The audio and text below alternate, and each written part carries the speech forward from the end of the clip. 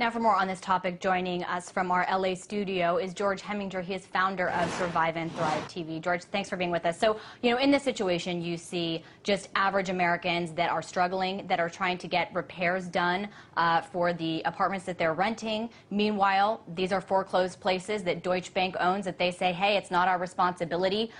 Is this kind of a sign of a growing divide that isn't Republican versus Democrat, the way that the debate is usually framed in the United States, but that is becoming more about haves versus have-nots? Well, it's economic collapse. It's we thought we were in a recovery. What we're actually entering is the second Great Depression, and this is just one example of one of the effects upon the American people. Is foreign banks taking large percentages of property ownership away from Americans, and now being totally irresponsible with living conditions of America. I mean, I compare it to letting the gates open and letting the pirates come in and rape and pillage the American people. So, you touched upon having a foreign bank coming in and doing this, and other foreign countries have been named by analysts as coming into the United States and being slumlords more broadly because workers are cheaper here than in Europe, because they are not unionized like they are in Europe. How do you feel that foreign companies and foreign banks are coming in and doing this? And do you agree that they're essentially slumlords? Well, yeah, I mean, entire classes of banks are becoming slumlords. The system just isn't working.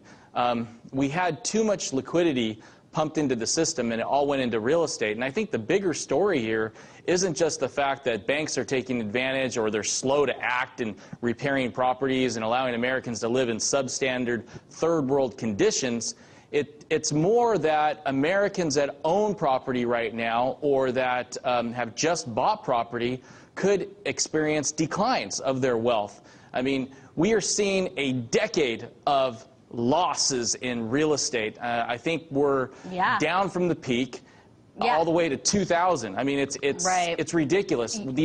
The entire growth in real estate, as far as wealth was concerned, was just a mirage, and it was entirely put on by the Federal Reserve. And now you're seeing all the consequences of all those actions. Well, and it looks like there's going to be more consequences. You mentioned that we saw housing prices dip to 2002 levels. Economists are saying it's a double dip, and 28% of U.S. homeowners are still underwater on their mortgages, so that would indicate that more foreclosures are to come. But there are areas of the United States that are doing quite well, I want to point out, George, where $10 million mansions are selling, and where right here in this area, the Washington, D.C. area, are 4 of the top 10 richest counties in the nation. I have some numbers that I want to throw up there just so you can get a sense of these counties and the kind of household income that is the median income, and they're all in the D.C. area. Also in the D.C. area, unemployment is 5.7%, far below the national average. The S&P's numbers that came out with the home price index that showed 19 out of 20 cities saw a decline. That one city that did not was Washington, D.C.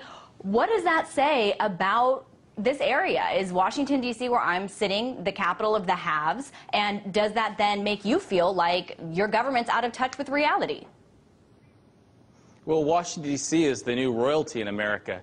You are our masters, and we are the slaves to serve you through taxes, obedience, and following your regulations. And when things start to go a little bit more bad in Washington, D.C., what they'll do is they'll turn on the screws even harder to the American people. So we're seeing things like $500 fees here if you cross a white line for a red light ticket. They're instituting traffic cameras everywhere. The whole goal is you, as I mean American people outside of Washington, D.C., are not providing enough income to our masters. So, I don't know what the end result will be, but maybe there will be a night where Americans get fed up with this and will be storming the gates of Washington, D.C.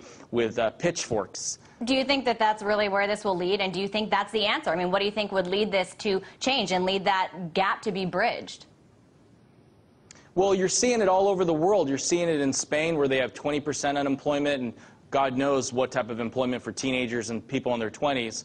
and you're seeing revolution throughout the Middle East. I think America has a few more years to maybe get to that point, but right now what you're seeing is a slow bleed for the American family. You're seeing people that have had two incomes, now they're surviving on one income. They had a mortgage, they've lost that to foreclosure. They had two cars, now they're down to one car. So right now the squeeze is on, the slow bleed, and Americans are just trying to they're trying to get food stamps. We don't have bread lines because 40 million plus Americans are on food stamps. So right now, Americans are just turning to anything from psychotropic medications to food stamps. I mean, we're literally grasping at straws, and I think that's why the data is coming in. Well, that finally Americans are understanding, or a majority of Americans are understanding, that this is not the recession that they've experienced in the past. This is the second Great Depression. Well, and when you look at the unemployment numbers, and the unemployment in this recession compared to others, it's just so much larger in this recession than any other the U.S. has experienced since World War II. But that is another discussion. I really want to thank you, George Heminger, founder of Survive and Thrive TV, for bringing us your analysis on this issue in Los Angeles.